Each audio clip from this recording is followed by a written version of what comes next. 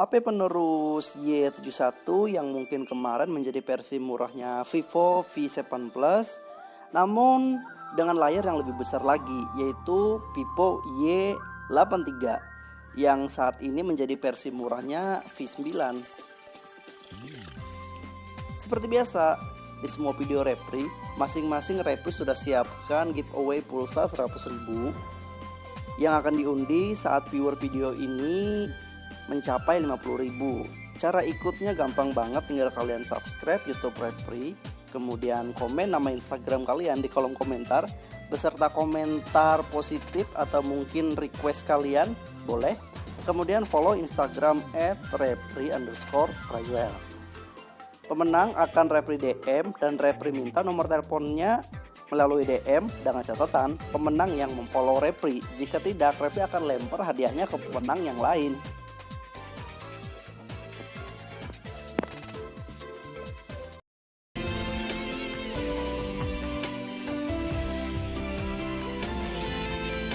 Untuk box, menurut Repri bentuknya seperti box kebanyakan dengan warna yang dominan putih dan ada gambar Vivo Y83-nya di bagian depannya. Saat kita buka boxnya, kita bakal disambut dengan HP Vivo Y83-nya, kemudian box lagi berisi free subcase serta kitab Vivo.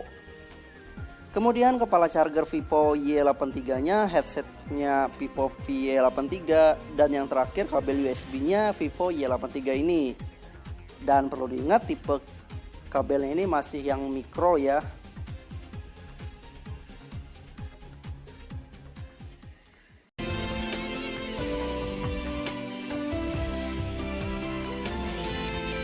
Untuk desain, jujur, kenapa ya Repri merasa dejavu dengan Oppo F7 ya? Soalnya mirip banget dari segi peletakan kamera belakang dan lengkungan bodi bagian sampingnya serupa kayak Oppo F7. Malahan saat disandingkan dengan Oppo V9 berbeda jauh dengan back covernya. Soalnya bodi V9 kan lebih membulat dan cekung di bagian belakangnya, sedangkan untuk Y83 ini malahan datar dan tidak terlalu membulat kayak Vivo yang V9-nya. Untuk bahan, Repri rasa seperti F7 juga ya, ini mungkin bahannya ya plastik glossy berwarna bening yang dicat warna hitam di bagian belakangnya alias di bagian dalamnya. Seperti Oppo F7 persis ini. Berbeda malah dengan kakaknya V9 yang memang bahannya plastik glossy, namun warnanya memang hitam. Untuk bagian depan, seperti tren layar HP saat ini, full view dengan poni di bagian atas layarnya. Namun poninya lebih lebar loh daripada V9, malahan ini lebih mirip-mirip kayak iPhone X malah. Dengan kamera belakang yang hanya satu, mirip seperti kakak sepupunya ya Oppo F7 ya, seperti di awal Repri katakan tadi. Untuk desain pokoknya elegan lah. Y83 ini layarnya juga kekinian banget, masa kini banget.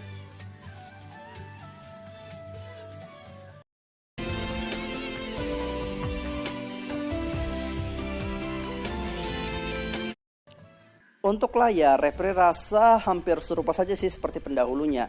Namun terlihat jelas perbedaan pada desainnya. Layarnya serupa dengan tren masa kini, super full view banget. Kemudian ada poni kayak iPhone X. Dan bentuknya juga serupa persis kayak saudaranya V9. Kemudian saat dilihat dalam keadaan mati mungkin kurang artistik saja ya menurut Repri ya. Karena masih bisa dibedakan, jelas terlihat perbedaan warna bezel hitamnya dengan warna LCD hitamnya. Saat mati, LCD-nya nggak kelihatan sehitam bezelnya. Nggak kayak HP-HP yang mungkin HP-HP kelas elite atau kelas menengah ke atas lainnya yang memang rata-rata sangat sulit membedakan mana bezel, mana LCD-nya. Karena sama-sama warnanya pada saat mati. Untuk kualitas, Repri rasa nyaman kok dipandang, clear dan nyaman diajak untuk bergaming atau mungkin bersosmed.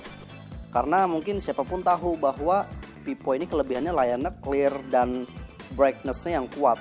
Namun menurut Repri jika dilihat dari sudut kemiringan ekstrim pun tetap nyaman dilihat. Mungkin kalian bakal merasa jika pixel layarnya ini ya, saat kalian membaca atau melihat objek yang lebih kecil bakal kerasa kelihatan pixelnya. Mungkin karena layarnya ini masih beresolusi HD ya, nggak full HD seperti kakaknya yang V9.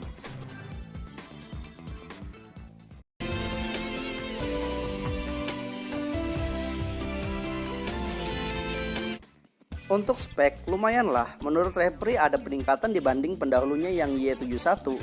Dan jika kalian mau jelas lebih tahu speknya, kalian bisa baca tuh di deskripsi ya. Karena review Repri ini lebih berpusat pada feel, perasaan, dan kualitas yang diberikan oleh Y83 ini. Saat Repri coba tes dengan Antutu biar lebih mudah saja melihat ini HP kinerjanya setara dengan HP apa gitu. Ya, saat menjalankan grafik Antutu di pabrik bakalnya ada aliennya, Y83 ini terlihat masih ada lag-lagnya. Ya, serupa aja seperti menjalankan grafik Antutu di tepi pantai, masih terasa aja lagnya. Dan kurang smooth aja kalau menurut Repri. Kemudian di grafik Moonlight terlihat lebih smooth dibandingkan dua grafik sebelumnya, namun tetap kerasa aja lagnya. Dan skornya menurut Repri cukup mengejutkan ya. Skornya ini tembus sampai 77 ribuan loh. Hey, ingat nggak review Vivo V9 kemarin, skor Antutunya berapa? Skor Antutunya itu bahkan lebih lebih rendah ya untuk V9. Bahkan yang Y83 ini lebih tinggi loh, lebih tinggi sekitar 1000-an ya daripada V9. Coba kalian cek di video review Repri yang V9 kemarin.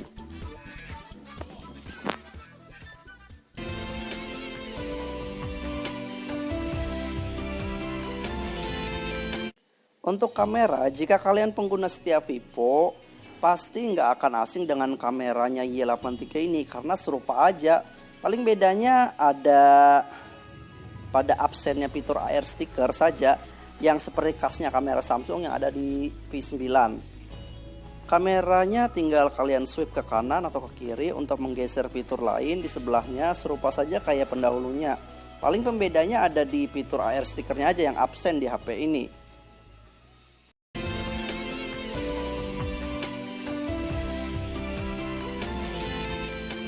Untuk hasil foto, Repri rasa ada peningkatan dari seri Y71 ya. Untuk kamera depan, hasil fotonya baik, warna yang disuguhkan lumayan lah. Warna kulit Repri juga sudah termanipulasi menjadi lebih bening daripada aslinya. Mungkin detail saja yang menurut Repri kurang tajam, terutama saat di zoom, hasil fotonya kurang tajam. Berfoto membelakangi cahaya juga bagus hasilnya. Warna yang dihasilkan baik dan tidak ada bias silau yang mengganggu objek Repri. Warna background sumber cahaya juga terkesan over brightness tapi objek berselfie tetap baik aja, nggak jadi gelap atau mungkin terganggu akan bias silau dari latar sumber cahaya yang menyamping. Sumber cahaya juga kualitasnya hampir serupa kayak sebelumnya, hasilnya baik. Namun jika dilihat seksama, saturasi dari foto yang dihasilkan untuk Y83 ini sedikit lebih low, sehingga jelas banget kerasa warna hitam pada objek bakal menjadi pudar karena saturasi yang lebih low. Untuk mode bokehnya lumayan lah efek blur yang dihasilkan. Memang jika dilihat seksama hasil bokehnya kerasa ambigu, tapi wajar lah karena lensa yang dimiliki kan cuma satu. Jadi nggak akan kita bisa terlalu mengharapkan hasil bokehnya sempurna dan rapi seperti Xiaomi atau mungkin Huawei atau Samsung bahkan iPhone yang memang memiliki dua lensa, satu lensa fake dan satu lensa tele. Mode beauty-nya juga hasilnya lumayan dan efek beauty-nya nggak lebay-lebay banget. Menurut Repri masih natural lah beauty-nya memanipulasi foto. Namun menurut Repri efek beauty ini sedikit menurunkan kualitas detail sehingga hasil foto semakin kurang detail aja dibanding tanpa menggunakan mode beauty-nya. Untuk kamera belakang hasilnya juga berkualitas, baik dari segi warna, karena warna yang dihasilkan lebih pas untuk saturasi serta kontrasnya. Warna gelap yang ada pada objek juga nggak ada kesan-kesan pudarnya. Pas aja rasanya melihatnya. Ya, memoto objek menghadap cahaya juga hasilnya lumayan loh. Di luar yang menjadi sumber cahaya, bisa ditahan Y83 ini agar tidak terkesan silau. Kemudian objek dalam ruangan juga yang biasanya gelap, yang biasanya jadi gelap, namun untuk Y83 ini nggak terlalu menjadi gelap, pas malah pencahayaan yang dihasilkan oleh foto ini. Memoto di luar ruangan hasilnya lumayan, namun kerasa saat berfoto di tempat yang kaya akan sinar matahari, hasil fotonya akan menjadi lebih low saturasinya, sehingga warna merah atau hijau bahkan hitam terkesan lebih pudar. Memoto objek yang membelakangi sumber cahaya hasilnya bagus, Warna yang dihasilkan juga pas, natural, nggak terkesan-kesan pudar gitu. Paling kekurangannya lagi-lagi pada detail fotonya aja sih yang kurang tajam. Memoto pakai mode bokeh, hasilnya tetap ambigu dan sedikit aneh karena sering miss saja blurnya dan kurang tepat. Dan catatan nih buat kalian yang pengen pakai mode bokehnya, wajib ada objek wajah di foto ya. Karena kamera tak mendeteksi wajah, maka efek bokeh nggak akan keluar. Gak seperti HP-HP yang berlensa 2 yang memang nyata bisa membedakan objek mana yang menjadi titik fokus dan tidak tanpa mendeteksi wajah.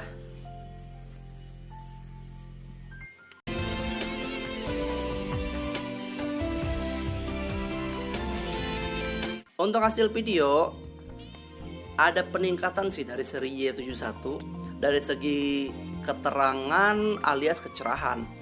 Video yang dihasilkan memang cerah, bahkan terkesan over brightness. Dan yang Repri sayangkan, ada penyakit kadang gelap kadang terang yang menyusup di kameranya Y83 ini. Pergerakan objek juga nggak real time alias jadi berbayang gitu ya saat bergerak, seperti kamera Nokia jadul yang menggunakan mode malam, ingat nggak dulu? Dan objek yang dihasilkan video juga kerasa kurang detail juga. Untuk kamera belakang, hasil videonya memang lebih detail daripada kamera depannya. Warna yang dihasilkan juga lebih pas dan natural aja, tidak glow. Saturasi juga kayak video kamera depan juga kurang lebih. Kemudian penyakit kadang gelap kadang terang sedikit kerasa walaupun nggak parah-parah banget. Dan hasil videonya juga lebih dominan di gelap sih. Ya untuk kamera wajar lah ada kekurangan, terutama pada video recording, karena memang ini HP khusus dibuat buat selfie semata, bukan untuk video maker ya. Jadi kualitas video nggak bisa terlalu diharap. Dan jika berkata harganya lebih terjangkau loh dibanding V9. Bahkan Antutu Y83 ini kan lebih tinggi tuh 1000 dibanding V9. Jadi kinerja HP ini kemungkinan setara atau mungkin lebih tinggi sedikit dibandingkan V9. Layarnya juga sama kayak V9, namun Repri akui untuk ketajaman masih lebih di V9.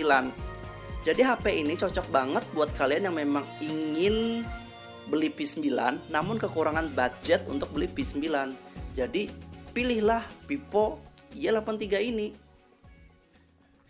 Yap, sudah Repri bahas faktor yang mungkin menjadi alasan kalian dalam memilih smartphone. Semoga video Repri bisa bermanfaat dan bisa membantu kalian.